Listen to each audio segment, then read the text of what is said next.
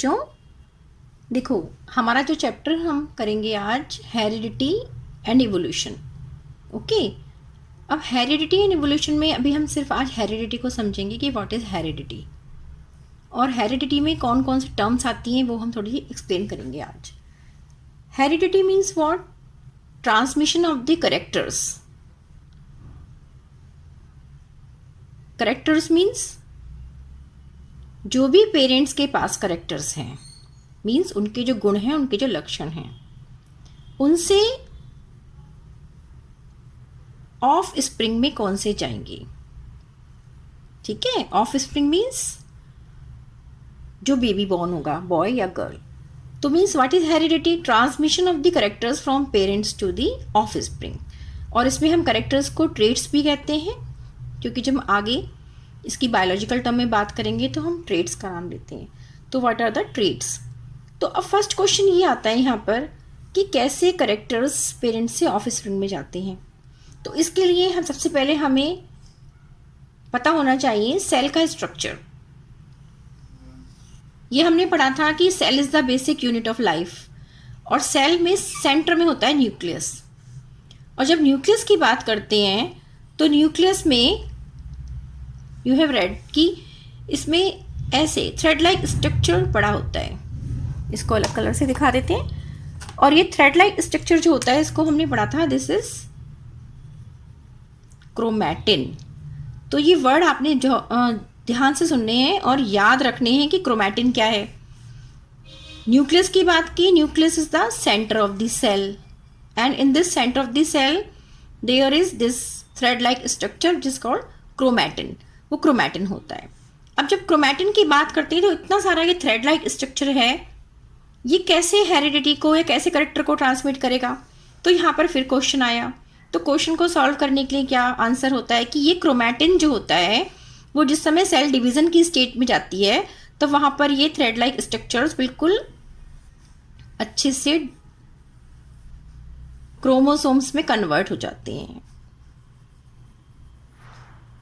Chromosomes, और ये chromosome ही क्या है? हेरिडिटी मटेरियल है। क्यों? क्योंकि इस पर ही डीएनए होते हैं, और डीएनए क्या है? डीएनए में जीन्स होती हैं जो बेसिक यूनिट है हेरिडिटी की, करेक्टर को ट्रांसमिट करेगी। तो यहाँ से क्लियर हुआ आपको कि हमें क्या चीज़ चाहिए? जेनेटिक मटेरियल चाहिए, जो जेनेटिक मटेरियल पेरेंट्स से ऑफ स्प्रिंग में ट्रांसफ़र होगा। और वो जेनेटिक मटेरियल क्या है? अगर हम सबसे स्टार्टिंग वाले पॉइंट से चलें तो क्रोमोसोम, जो क्रोमेटिन से मिले थे, क्रोमोसोम से हमारे आते हैं डीएनए, डीएनए की स्ट्रैंड, और डीएनए में होती है जीन्स। ओके, तो जीन्स आपकी मस्ट हो गई। और जीन्स किसकी बनी होती है? ये बनी होती है प्रोटीन की। ये मैं इसलिए बता रही हूँ क्योंकि एक पर्टिकुलर करेक्टर के लिए एक पर्टिकुलर जीन होती है। ओके, तो मीन्स प्रोटीन का स्ट्रक्चर चेंज होता है तो जीन चेंज हो जाती है, इसलिए अलग अलग करेक्टर्स अलग अलग जो होते हैं वो इंडिविजुअल में आते हैं। ओके बेटा, तो ये जरूर आपको डिफरेंस याद रखना है। अब देखिए, अगर रिप्रोडक्शन हो रहा है एसेक्सुअल, तो मैं इसको AR से दिखाऊंगी। एसेक्सुअल रिप्रोडक्शन का मतलब, AR को शॉर्ट फॉर्म में, means only single parent involve है उसके अंदर।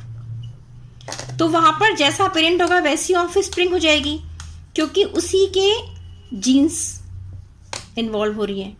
लेकिन if we are taking sexual reproduction SR, then in this case both female and male, 2 parent involve हो रहे हैं। ओके, तो इन दोनों के जो गैमेट होते हैं उनके फ्यूजन से ऑफ स्प्रिंग बनेगी। तो इट मीन्स यहां पर क्या है? यहां पर एक डीएनए, क्योंकि जब डीएनए का मैंने आपको समझाया था तो स्ट्रक्चर डबल हेलिकल स्ट्रक्चर होता है। मीन्स इसमें जो डीएनए आया उसका एक स्ट्रैंड उसको किससे मिला? मदर से, और एक फादर से। ये मैंने अलग कलर से दिखा दिया। सपोज ये क्रोमोसोम मदर का है और ब्लू कलर का हमने फादर का लिया, तो जो ऑफ स्प्रिंग आई उसमें दोनों characteristics I. Okay, getting my point? यहां से क्लियर हो रहा है? ये क्रोमोसोम आपके इसको यहाँ बना के दिखा देती हूँ। ये देखिए दोनों आ गई।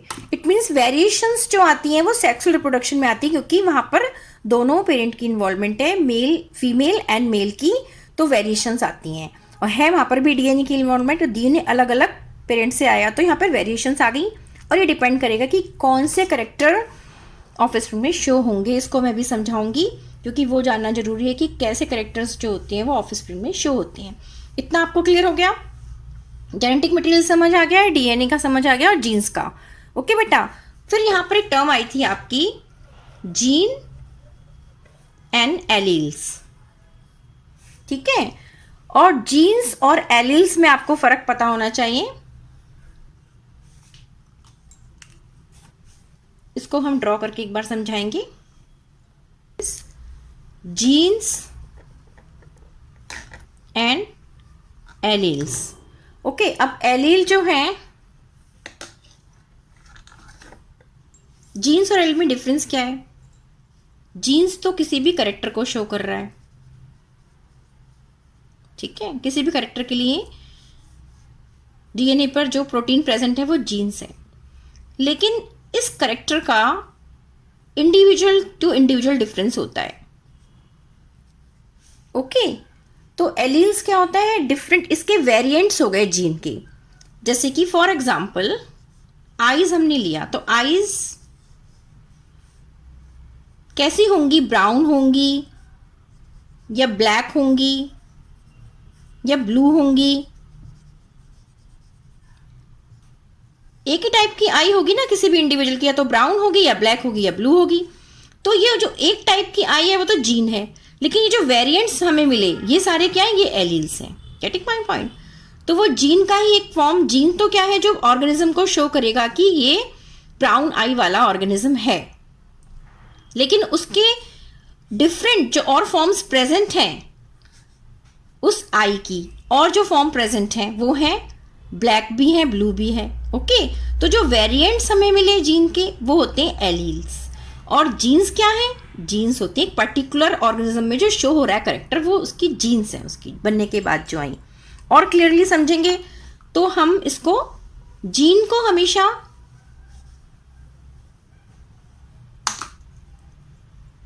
करेक्टर से पता लग जाएगा कि ये जो ऑफस्प्रिंग बना उसमें शो हो रहा है, तो उस इंडिविजुअल को वो फॉर्म करती हैं, उसके करेक्टर को डिफाइन करती हैं।